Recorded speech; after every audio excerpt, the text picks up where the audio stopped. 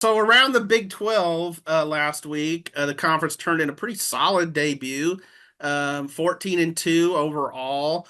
The only two losses were rebuilding Houston. They lost to UNLV. It was sad to see that. I'm a fan of Willie Fritz. I think he's going to do a good job at Houston. um, and then you had West Virginia losing to nationally ranked Penn State. So, who for you guys, who in the conference kind of impressed you the most in week one? That's a good question. I mean, I think for me, first off, it's been weird kind of transitioning to having to care about Big 12 teams as a reporter. Right. Not because it's not been good football. I mean, I'm an AP voter, so I have to care.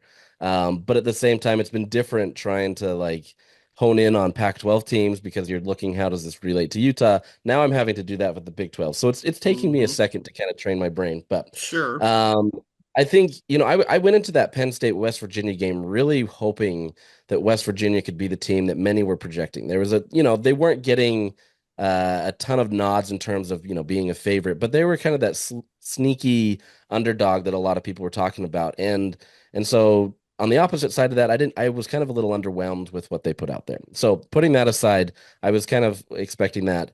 For me, one of the teams that maybe showed out more than I was expecting was maybe Arizona. And I know they're new to the Big 12 too, so maybe that's my Pac-12 reporting ties. But I honestly didn't know what to expect with them, right? I think you lose your head coach. Yes, you had Noah Fafita and McMillan, two of incredible athletes, but that's a lot to undertake in a first year head coach's job, right? And I think, it started out slow. And so I don't want to say that anything was like super special, but I think once they developed that rhythm, there was a ton of love for them. Outside of that, Kansas, I'm really impressed with. If Jalen Daniels can stay healthy, I think this is a team that can absolutely do a lot in the Big 12. So I think those two are kind of the ones that stick out to me right now. There's a lot of consistency, right? I mean, it's hard to look at a lot of these games when it's FCS teams, right? And so it's hard to kind of get a good picture of that. But at the same time, those are the two teams that probably stick out to me the most in terms of just kind of what they could be this year, especially in contending for the Big 12 title.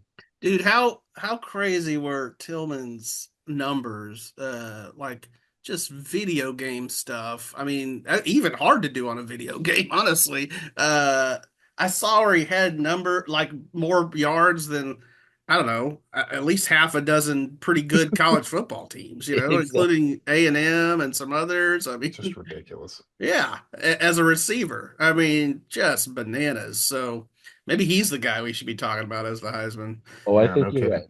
right. Man. And Zach? this will come as no surprise to you, Bryce. Arizona State was Mm, my mm. top team. I've been I on should the have said Kenny that. Dillingham.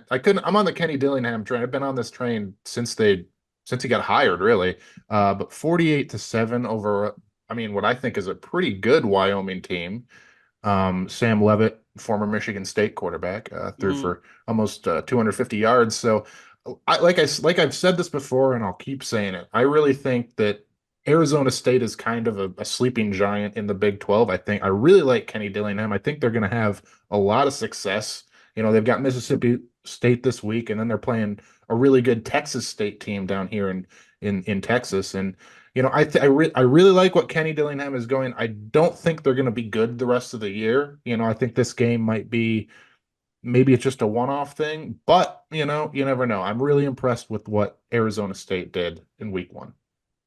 So Josh took probably a team that I would mention would be Kansas. I the trajectory that Lance Leipold has had that program on the last few years.